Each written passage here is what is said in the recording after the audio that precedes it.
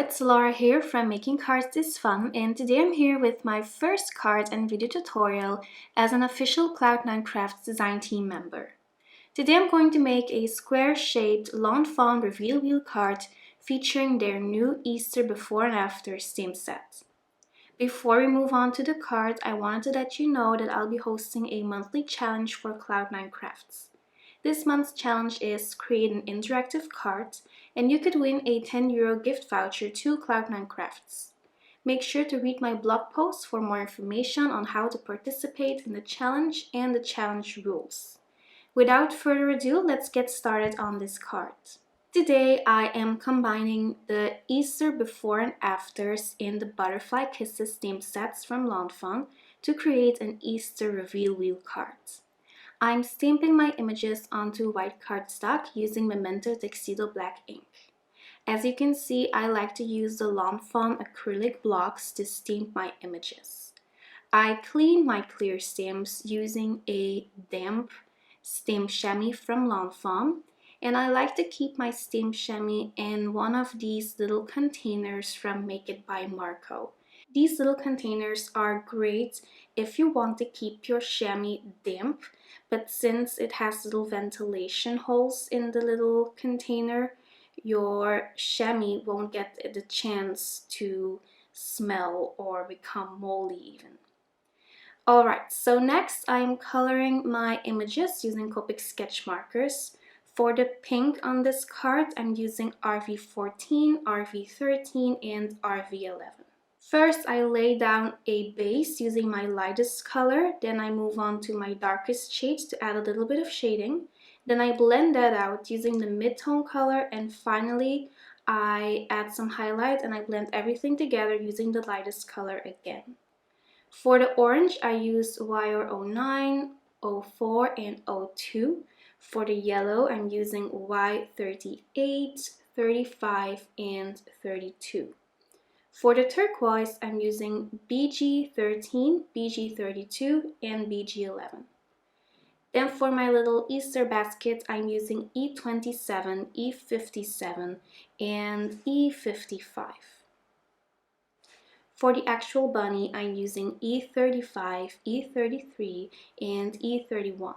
First, I used the same browns that I used to color the actual basket, but I wanted just a little bit of contrast between the bunny and the actual basket, so I went ahead and redid that whole image. For my bucket of paint, I'm using N4, N2, and N0.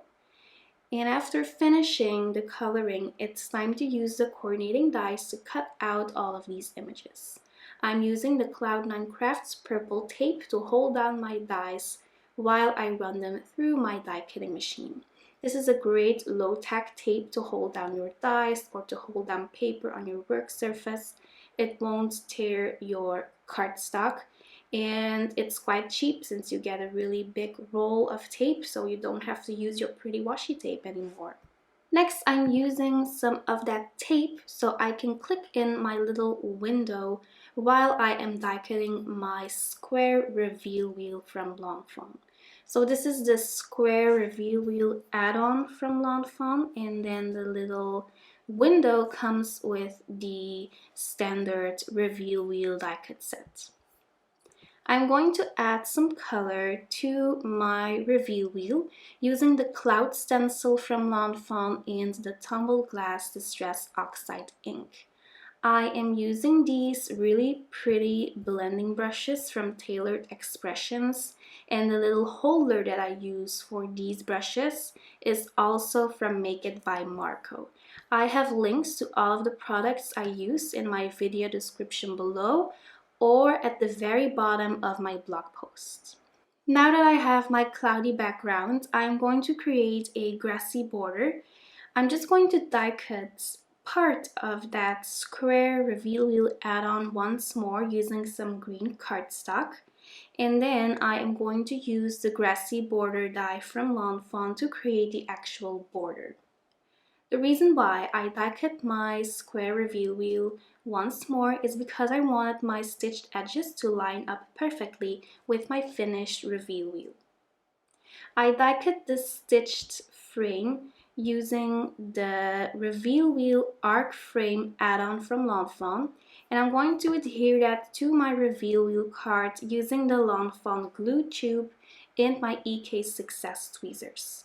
I like to tap off the excess glue onto a piece of scrap paper so I won't have any spots of glue all on my background, all over my background I mean. I'm stamping a sentiment using the Reveal Wheel Spring Sentiment stamp set from Fawn, and I'm lining up my stamps on my acrylic block, and then I'm stamping them using Memento Tuxedo Black ink. I'm using some of this Scotch 3D foam mounting tape to adhere my grassy border to my cards, and I'm going to use that same tape to adhere my images on the Reveal Wheel cards. For some of these images, I'm doubling up the foam tape just because I kind of want to play around with dimension and thickness on this card because I think that it always adds a nice little extra touch to the card. And then to adhere these little Easter eggs, I'm using the Fawn glue tube again. Okay, so I went ahead and I die cut my wheelbase. I'm going to temporarily adhere this onto my craft sheet using the purple tape from Cloud9 Crafts, and then I am adding color to that using the Tumbled Glass Distress Oxide ink. There you go. Now that my wheelbase is colored, I can go ahead and use one of these stencils from Fawn to stamp my sentiments on the wheel. I am using that Reveal Wheel Spring Sentiment stamp set again to stamp these little words on my Reveal Wheel. So the finished Reveal Wheel will say, "Hope your Easter is extra special, happy, fun-filled, and exciting." So I love these little Easter and Easter egg puns. Next, I'm going to put my bread through the back wheel, so the back of the wheel base, and then I'm taking my main wheel and putting that bread through.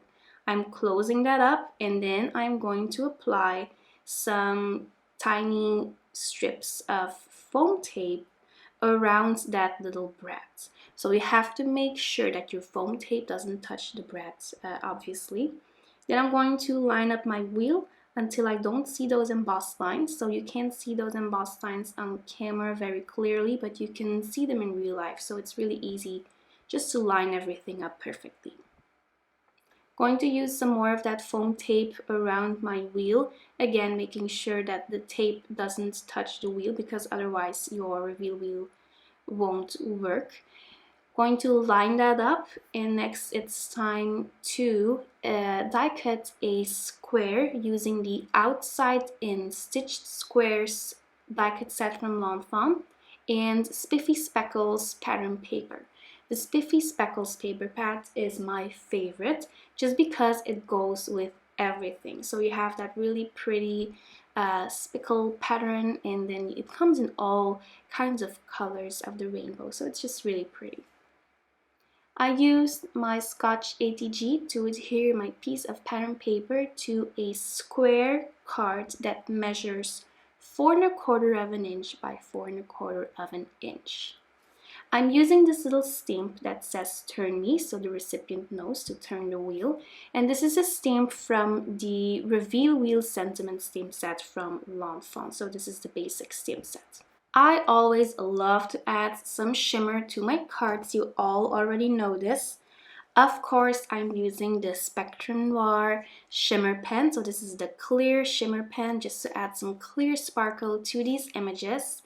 And then I like to go in with the Tonic Nouveau Crystal Glaze to add a little bit of dimension. You could also use glossy accents, but I bought this bottle a while ago and it just lasts forever. So when I run out of this one, I think that I'll be buying another bottle of glossy accents just to kind of switch between these two.